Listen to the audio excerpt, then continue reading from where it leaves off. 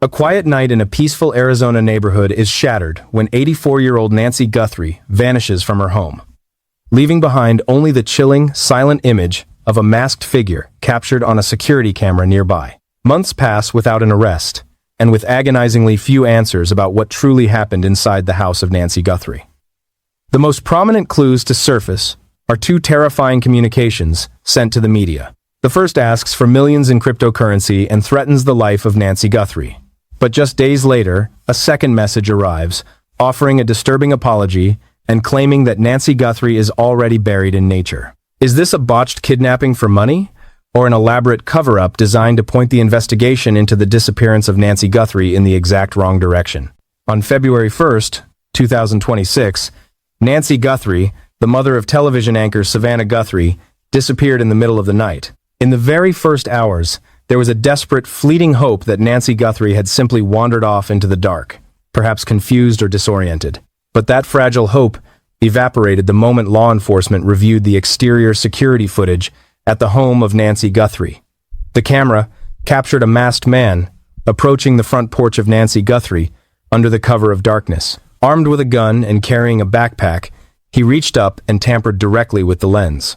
The immediate assumption by those reviewing the tape was a violent break-in, a spur-of-the-moment crime committed by someone looking for a quick, opportunistic score inside the home of Nancy Guthrie.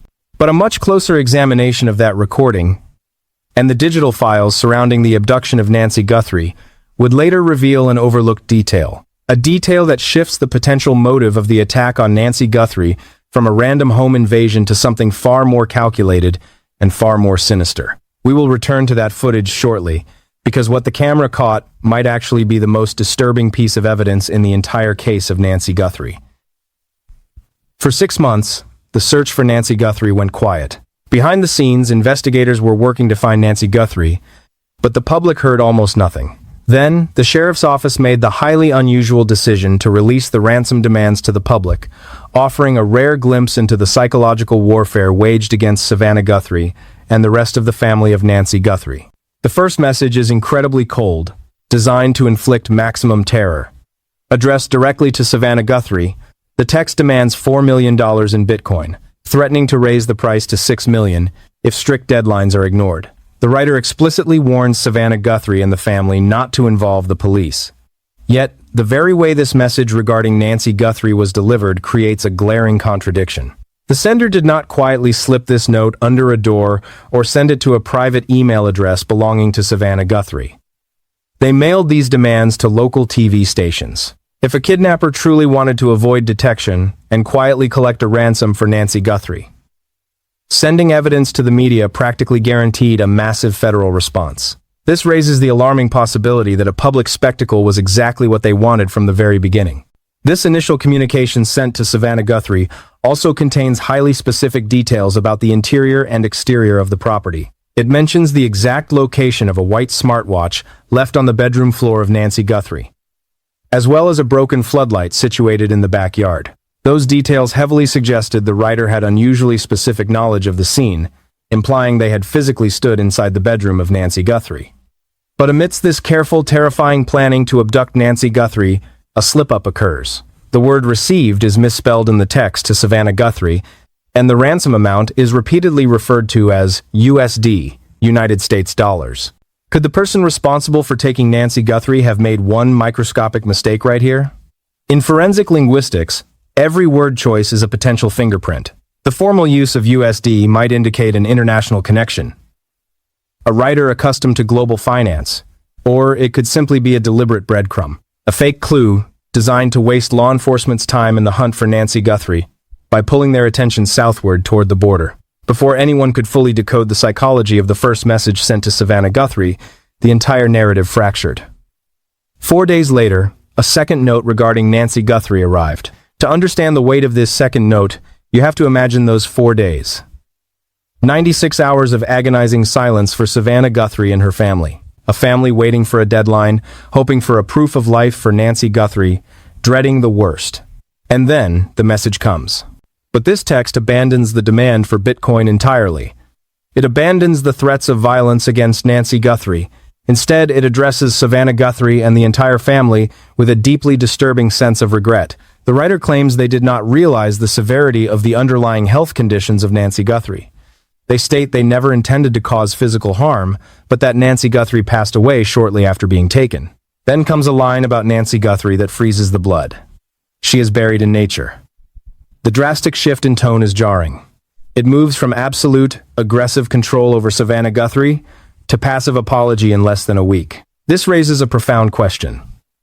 Was the second note about Nancy Guthrie penned by an entirely different person? In crimes involving multiple perpetrators, it is entirely possible that one individual executed the physical abduction of Nancy Guthrie, while an accomplice later broke down under the crushing weight of guilt.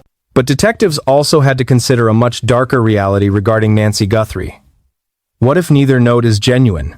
Both documents sent to Savannah Guthrie might be a complete fabrication, a staged communication designed to cover up a tragedy that occurred long before the demands for Nancy Guthrie were ever sent. These conflicting messages suggest panic and chaos. They paint a picture of a criminal plan rapidly falling apart the moment the reality of holding Nancy Guthrie hostage set in.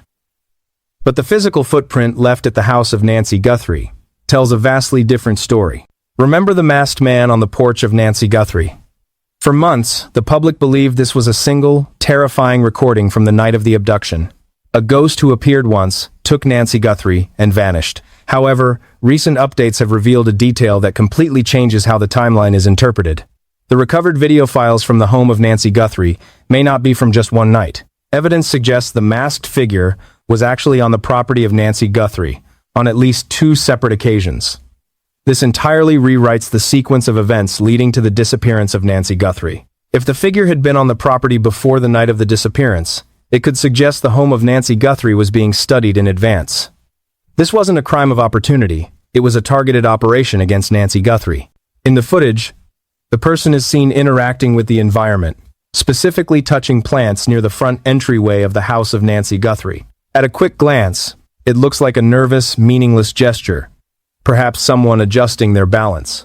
But in the context of premeditation, this action carries immense weight. The individual may have been testing the sensitivity of the camera's motion sensors or actively looking for a physical blind spot to conceal a tool for later use against Nancy Guthrie. If this crime against Nancy Guthrie was heavily researched and rehearsed over multiple nights, it creates a massive contradiction with the second ransom note sent to Savannah Guthrie. How does someone carefully study a home, plan an abduction, and bypass security, yet make a fatal miscalculation regarding the fragile health of Nancy Guthrie?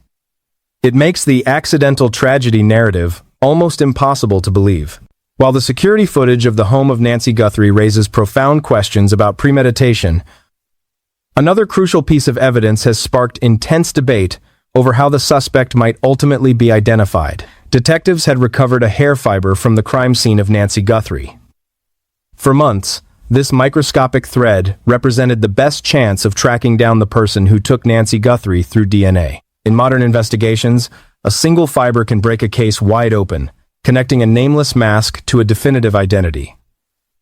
However, that scientific trail went cold when laboratory results failed to produce a match. Sometimes, a hair lacks the necessary root tissue to extract a full DNA profile, leaving investigators searching for Nancy Guthrie with a piece of physical evidence that confirms a presence but provides no name.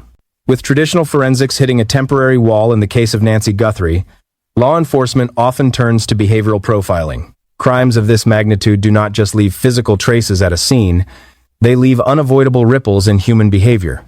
Carrying the secret of the high-profile abduction of Nancy Guthrie is a heavy psychological burden, and eventually, that weight causes the person carrying it to stumble. Detectives have asked the public to consider if anyone in their lives exhibited highly unusual shifts in routine.